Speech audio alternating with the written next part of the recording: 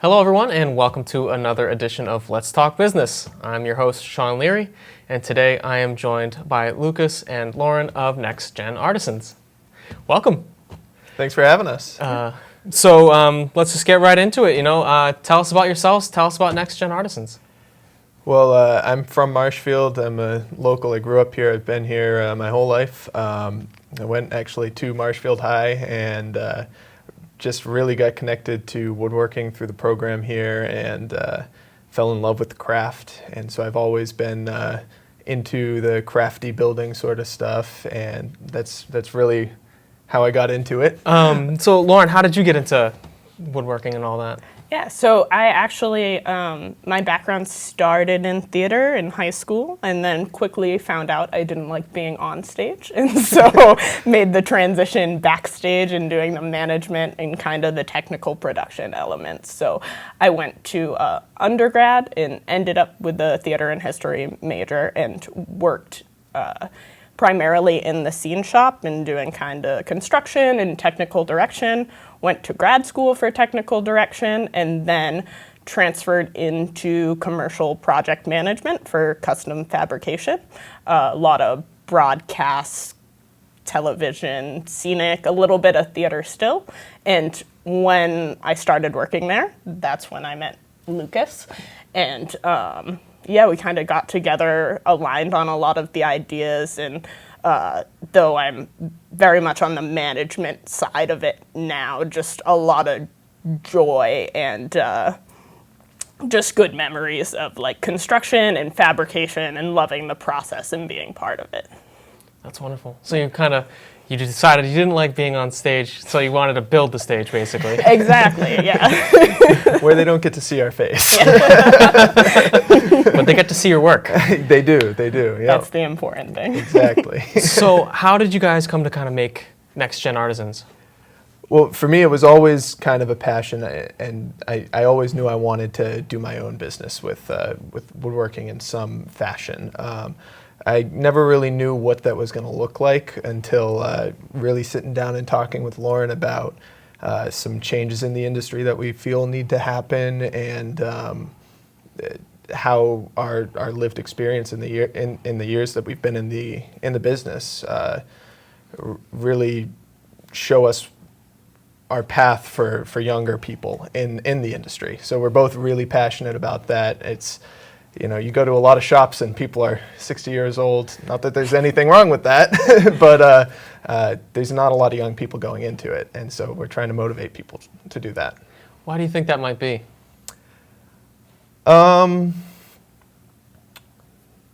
It's fallen off.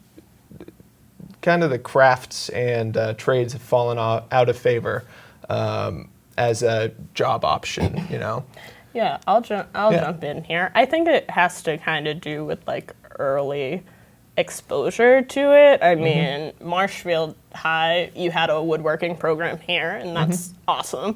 My high school, which was Middleborough High, we didn't have that option. We got into it a little bit in the theater, but that was like, we have a curb that is 3 inches off the ground. You stand on that while I saw it through. And so it's like that, like there's really fond memories of that for me. But again, that was a really limited exposure. I didn't get that until I went to undergrad and got to work in that scene shop. But same being said there, I think students in particular, are really pushed towards the higher education route and meant to feel that's the only route to have a successful career or a fulfilling career. And I just feel like, and saying this as someone who went to undergrad and then grad school after, I just don't think that's the right option for everyone, or people should feel like it's the only option. So I think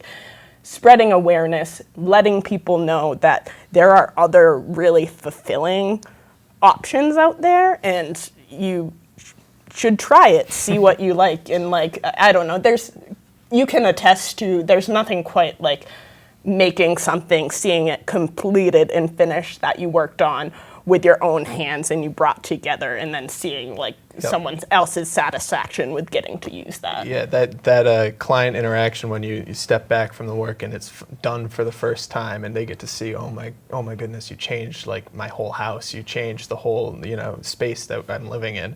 It's a thrilling feeling, it really is. And just to add on to that,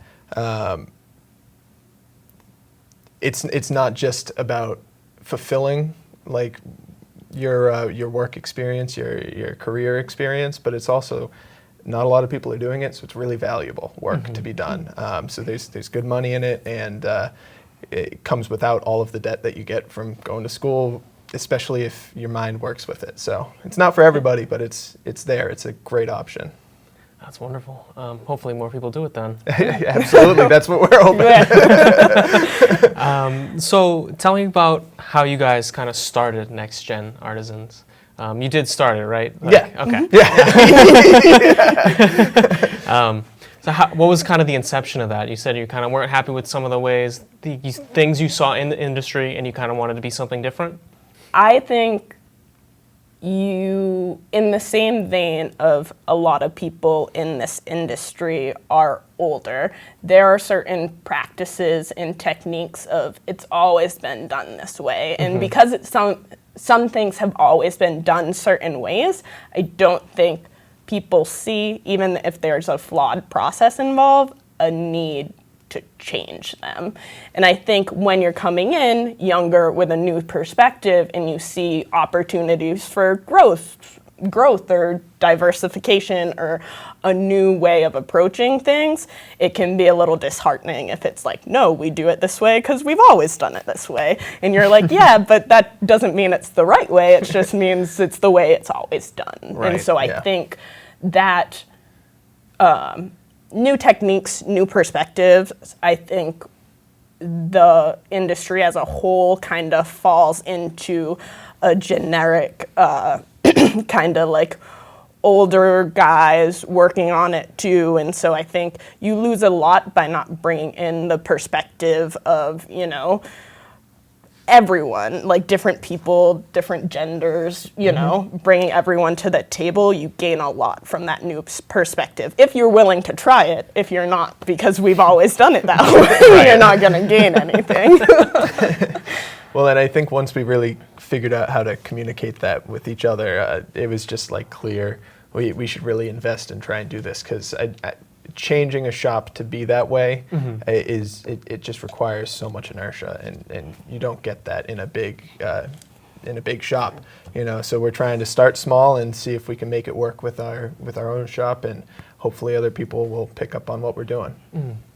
What was kind of the process like when you guys were becoming like your own thing? Like you find a location, you kind of try to find some clients. Like what was that early stage kind of like? Well, to a point, we're still in the in that process. But the startup process is, we both have connections in the industry, and trying to lean on those and work out. It's all fun and games, but at some point in time, you have to bring work through the shop too. You can have all these great ideas, but you also have to execute. Yeah, I think that's still a work in progress for us too. I mean, we've done a fair amount of work this year, and we've had an opportunity to work with a lot of people. We're still ironing out, what does marketing look like for us? Absolutely. How do we balance being a small shop and like trying to bring on new jobs and balance it all with the work we already have? So it's definitely a learning process. Right. I mean, even down to like our workspace, we're in this in-between spot where we've got our space split up between two locations, so we're trying to get into a central location, and it's ever evolving, and that's part of what's so scary about it, but it's also invigorating, trying to figure out how all that works, Yeah, that's really cool. Thanks. What types of clients do you folks take on? Right now, we're really focusing on high-end residential clients, so homeowners who have millwork cabinetry needs, whether it be kitchens or bathrooms or built-ins, that sort of thing. But we also do a lot of work with contractors too. So sometimes the contractor will be working on a larger construction job and just need, I need these cabinets here, I need this cabinet here, So we do both, but we're definitely focusing on client-facing work right now because that's what we love doing. It's all about chasing that feeling of, oh my goodness, you just made a kitchen for us. Like, that's pretty cool. So when it comes to like what you guys like do in your shop, like what kind of things, if I were to walk into your shop, like what would I see you guys doing? Anything from cutting panels and assembling cabinets to, we have a full finish shop, so we're doing all sorts of spray finishes, paints, and I mean, on the weird days, we're doing like weird woodworking stuff too. So like, there's been like, tables and stuff like that. That's not really what we're focused on, but sometimes we do that sort of stuff. Yeah, I'd say anything from, like building cabinets. We might be gluing up a solid surface countertop or integrating glass into a custom window or, testing mechanisms for different components. So, and then obviously the full spray shop is coating, priming, sanding, coating, just staying busy with different components of the job. Yeah. She's much more eloquent than I am. I don't know, we do stuff. And that also kind of leaves out the, the management drafting portion, which we're not always doing in the shop, but is probably at least a third of the work we're doing. Yeah. So. What's the process look like for assessing a project that you're perhaps going to take on? Like, you bring in your client, how do you kind of assess the project? That's a good question. So it kind of depends again on where it's coming from. So if we're working with a contractor, most often they have plans already developed that we're then taking and going from an architectural plan to a this is how we're actually going to build it plan. And so there's a lot of work in that phase. But sometimes when we're working directly with the clients, it's I have this rough idea of what I want, make it happen. So there's a lot of design that goes into that. So we're bouncing ideas off of each other all the time for how this specific mudroom's going to lay out and how it's going to aesthetically look and function. I want someone to fully love every aspect of the piece that we're putting into their house, not just be happy with it. Right. Yeah. So on let's talk about the residential work. If you say you're like, oh, I would love a built-in for my mudroom or whatever, you would come, you'd say, hey, I'd love a built-in for my mudroom, and then we would probably say, that's great. Could we do a quick visit to your house, get some dimensions, kind of talk about what you're looking for? We'd probably want you to provide, some reference pictures, or if you want, we've done a lot of matching existing, so Lucas is really talented when it comes to matching stains and stuff and materials, and so we'll do a fair amount of I want it to blend in like it was always there. So that's another component of the work we do. But so we'd do the visit, we'd kind of look at it, get some reference pictures from you of what you're looking for, and then probably give you a quote, and then if we're moving forward, then we do a design SketchUp model for you to look at and approve. Then we're doing samples of the different stains so we can do any matching and get any approvals we need, and then we're looking at starting our process of the technical design elements and getting it built and then eventually installed. Yep. And all of that happens before it even hits the shop floor. That's one of your questions was what's something people find surprising about the industry or might find surprising about the industry. A lot of the work is on the front end there, and all the important work is on the front end of getting the stain samples to match perfectly, of getting the designs all worked out and figured out how we're going to build it and execute, because we want it to, we want to execute perfectly every time, and so that once it hits the shop floor, sometimes we do buy out some CNC time sometimes. So if we're doing a big run of cabinets, we'll have those parts all cut out for us, and then we're assembling and putting together and finishing and fitting everything. So all of that work happens in the fabrication shop here in Marshfield, and then right now we're moving everything to Middleborough to do our finishing. So all the finishing, like you said, staining, priming, sanding, top coats, all of that happens down at the finish shop in Middleborough. So it's a little bit of a process, but we've got it ironed out pretty good. So Awesome. So obviously you need to like source your materials for something like this. How do you guys go about that? we've got a bunch of distributors we work with.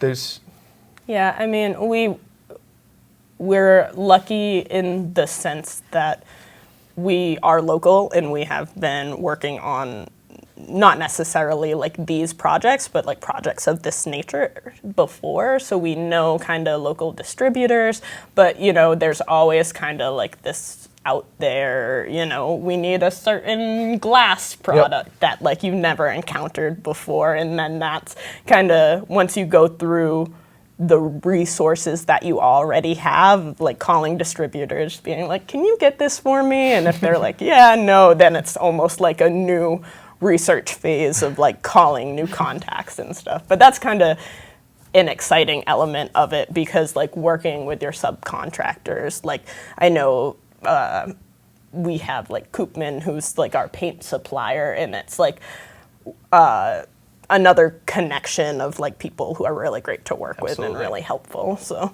yeah. Cool, and you get to really grow those connections. I mean, it's all about connections. So I've been working with that our paint distributor Grant from Koopman for several years. So I love being able to work with people throughout the years, and it's great. In that same kind of vein of like distributors and finding things like for people to get what they obviously pay for, what's one of the most odd or out there type things that you've had to track down for someone's project, like material wise? So we did this project at a school in Boston. I don't think I can say specifics of. That's okay. For contracts. So we did this project this summer that was a custom window, and it was an interior window, but they needed to basically have a total air block for the window. And so it required this insulated glass that I've never personally ordered before. It was quite the lead time on that stuff, but what was it, 4 to 6 weeks? Yeah, 4 to 6 weeks, and then it ended up coming in 10. That's usual. Just so we're clear, yeah. I mean, you kind of plan that into your scheduling. Yeah.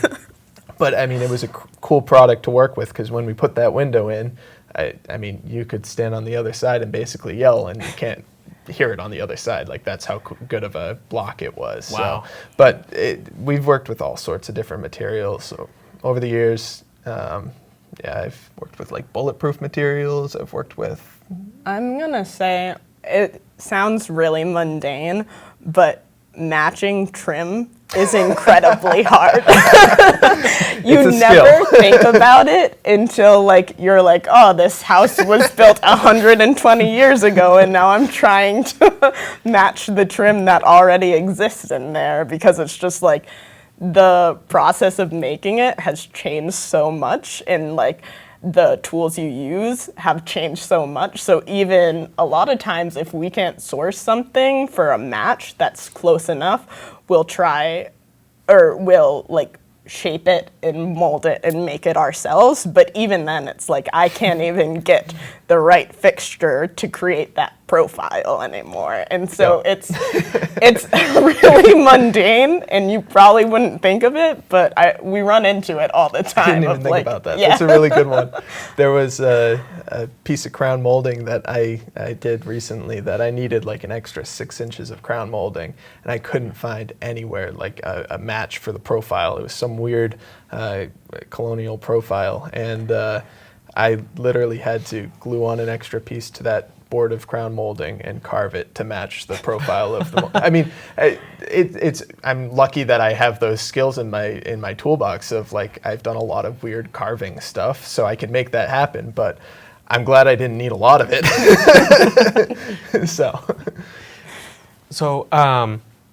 do you have like a favorite style that you guys like to do or work with or make?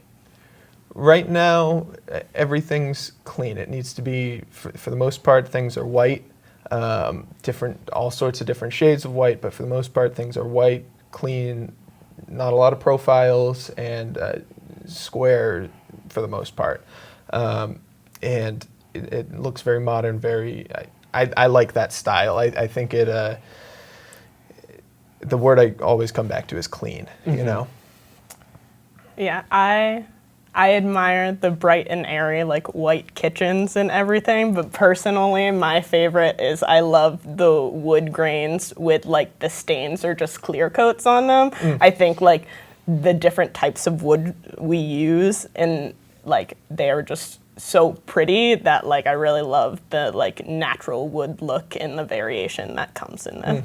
So we're a little different in that respect, but... Now, when it comes to, like, roles within the business, like, what type of roles do you both fill?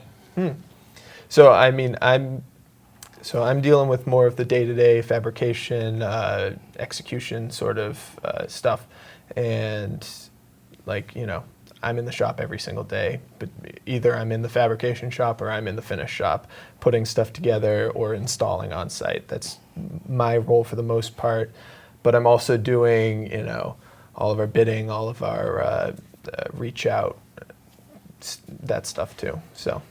Yeah, and then I think we kind of together balance, like, kind of the, what's a good way of putting it? Like, the Administrative, like, kind of bigger picture stuff, and then marketing, social media posting, things like that, and then really just working together to kind of the larger problems, like, you know, consolidating a shop space and what we're going to do there, and, like, what are good, while we're in such the early stage of business, what are good next steps to take Absolutely. and actionable items that we can do to improve, and where are we going to like, spend our time and our resources, I think, kind of that administration stuff. And I also do drafting and, like, CAD for the projects as well. Yep. So, yeah.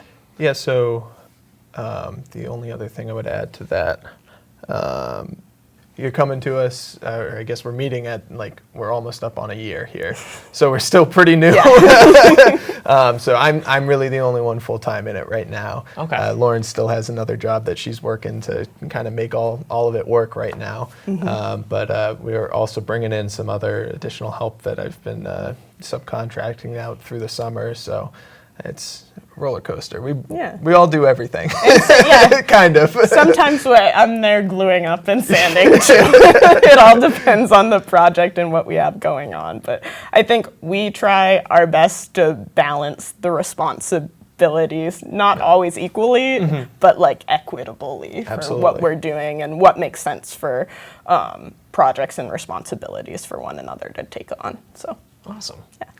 So you're almost a year now. Yep. What's the next year look like, ideally? We're, like we said, we're looking to consolidate into one space. If that happens in the next year, I'm not sure. I'd love for it to happen, but I mean, realistically, the toughest thing that we're fighting right now is consistency with the work. You know, sometimes there's weeks where I don't, like, take a wink of sleep at night because I have so much going on, and then there's weeks where I'm like, back to marketing. So obviously I need consistency before we can go rent a big space and start pumping stuff out.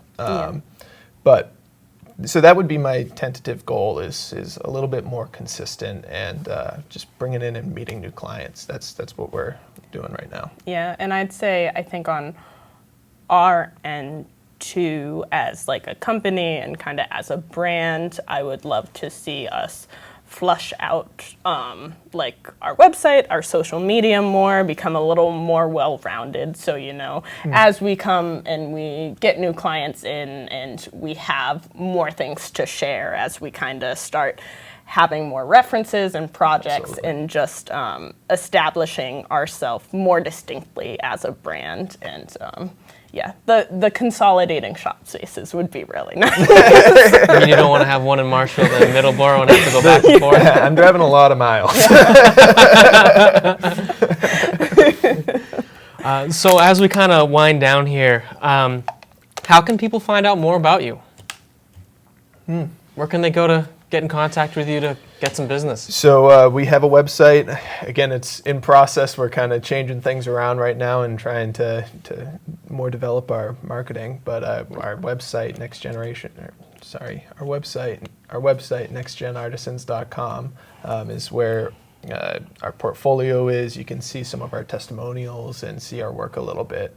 But we're on Facebook, we're on Instagram, we're on LinkedIn. Those where we're kind of getting into the swing of actually putting stuff out there, which is very different for us. Yes, but, more consistency from us. But you should be Yeah. seeing more of us on there, which is pretty cool. Yeah, and you can always reach out to us through email as well, Yeah. where Lucas at nextgenartisans.com and then Lauren at nextgenartisans.com. Yep. So, yeah. And all that info is on the website too. So Perfect. Yeah. And then sort of my last question is, why should people come to you guys versus perhaps a competitor? most of my answer is going to be because we're a small shop. We can pay more attention to the little details. Every customer is a little bit more important to us. You're going to be working with the person who's putting it together and installing it. It's much more personal. It's much more. I was going to say intimate, but I don't like that word there. So let's stick with personal. I would say you should choose us because we really focus on the quality of our materials, of our final products, of the service that we're providing to our clients. We want you to be happy in all stages of the process, and that is our number one priority. And then we have the skills to back up kind of those promises. And then I think another aspect that is really important to us, and we talked about in the beginning of this, is the next generation artisans, kind of the thought process and bringing that all together of this company is obviously providing custom fabrication, millwork, cabinetries, built-ins, and that is our focus as a company. But we have that higher level goal of we want to be bringing in this next generation or our generation into this industry and be able to fuel that in some way. So not only do you get high quality service and products, but you also are contributing to something that does have that kind of higher goal. Awesome. Absolutely. So that's all the time we're going to have today. So I want to say thank you both, Lauren and Lucas, for being on the show today. We're wishing you the best of luck with Next Gen Artisans. Thank you. And that's it, folks. That's all the time we have today on Let's Talk Business. So if you want to find out more about them, go to nextgenartisans.com. Perfect. And you'll get all the information you need there. They got their portfolio up there. You can find out more about them. So with that, that's it. Thank you, everybody.